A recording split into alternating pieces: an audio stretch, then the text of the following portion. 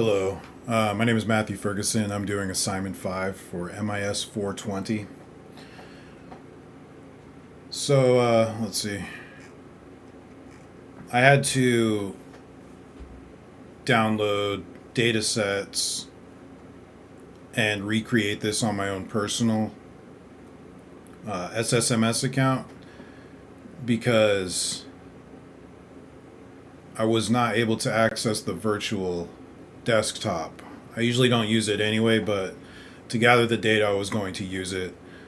Anyway, I had to pull CSV documents over and build my own database. So I'll take you through that. My travel array homework is the database I created.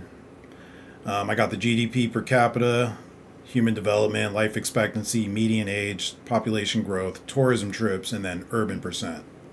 I didn't use all of them because tourism trips, it ended up limiting me to only about 63 countries with the data it had. I wanted to have a more full list, so I omitted the tourism trips and instead went for, I believe it was human development. Felt like I could glean more information from human development than I could from tourism trips, or at least I got more information that way. Anyhow, to get into it, this is my code right now. I had to use chat because I can't type right now. My hand's been quite damaged, as you can see, so I'm pretty limited in what I can do.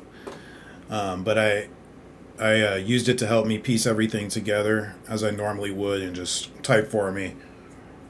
So I also made sure to include notes because it helps my learning process when I know exactly what code does what. That's a practice I carried over from my other MIS classes. So first I declared a travel array temporary table. Made the country, ISO code, the region, GDP per capita. These were the ones that I downloaded. And then these are the ones that I made up. The affordability level, life expectancy, the urban access, the development level, and the vacation destination score, which I created on my own. It was just a small ranking system, very small one, only 3 categories. Basically small, medium, large. I'll get into that more later. And then this was just inserting. So I pulled directly from the GDP per capita table because that included the countries. And so I could get 1 row per country. And so these were my initial ones that I created, and then I filled it up with the actual table data from the database of the per capita raw. And only in year 2023 I did because I had the most consistent data. There was predictive data in some of the other fields that went up as far as 2100. And to keep everything aligned, I used 2023. Even 2024 had significant nulls.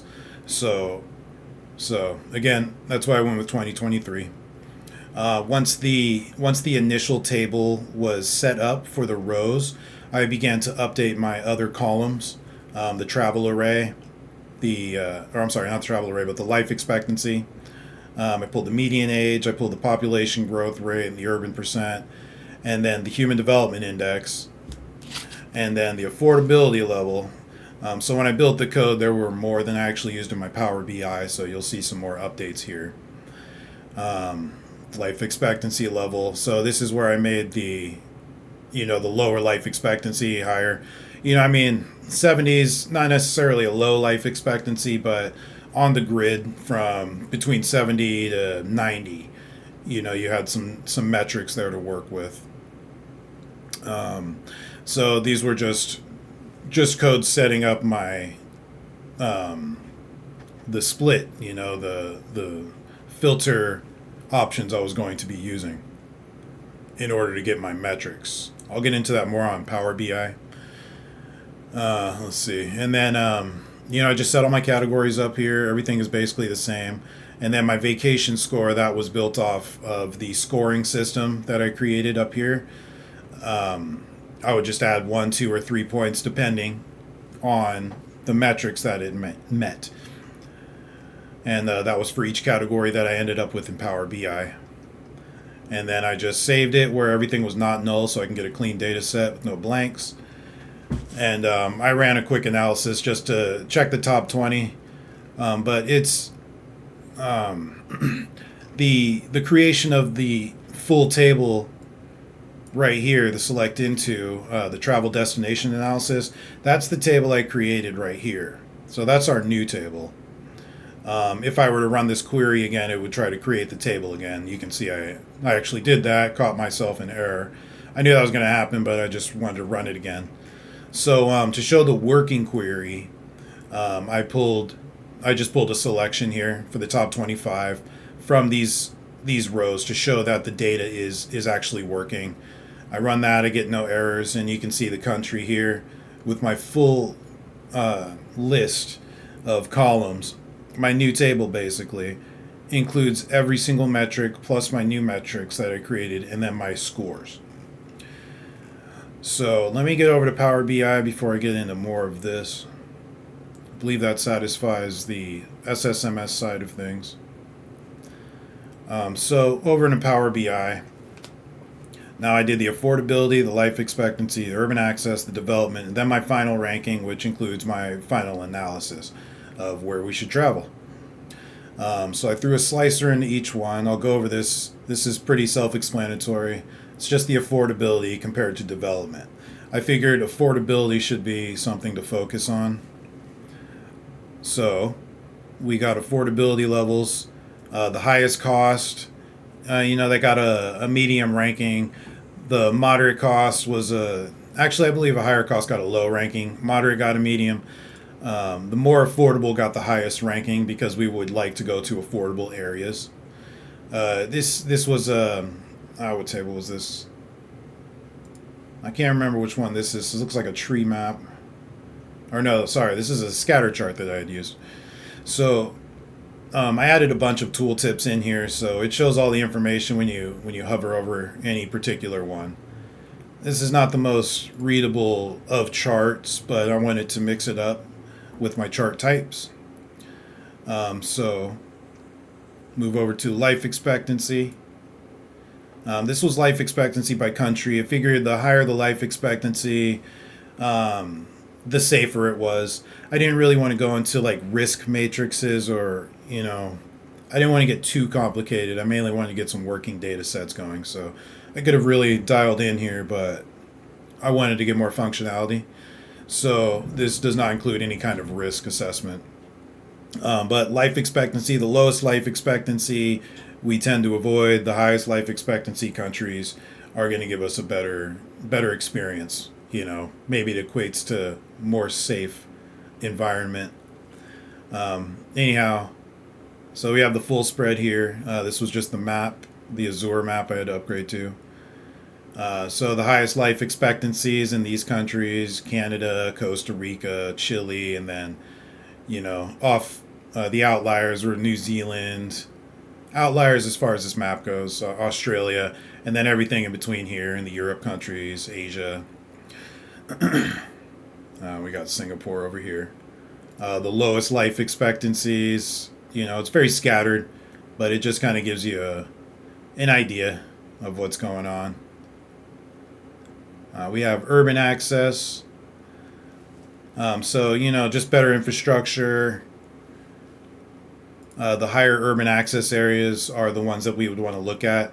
So I ranked these higher, scored these higher in the overall. The lower ones would get a low score. If the urban access is not very high, then that's probably not going to be the most convenient place to visit.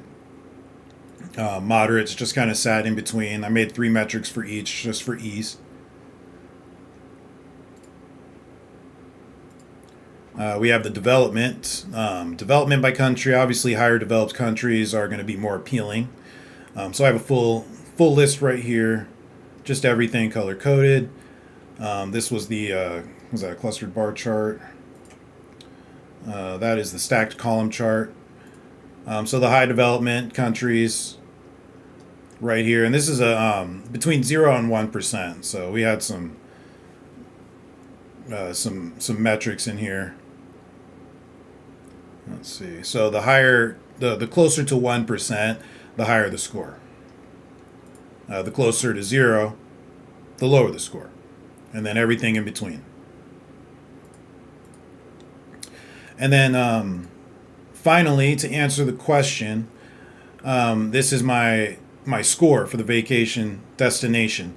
And this scoring list again was built on my categories, a point system allotted to the most appealing countries. These were the least appealing countries. As recommended, I didn't start at 0. Everything was really between 6 and 11, so I made my spread 5 and 12. And so anyway, these are the worst countries, moving up to the best countries.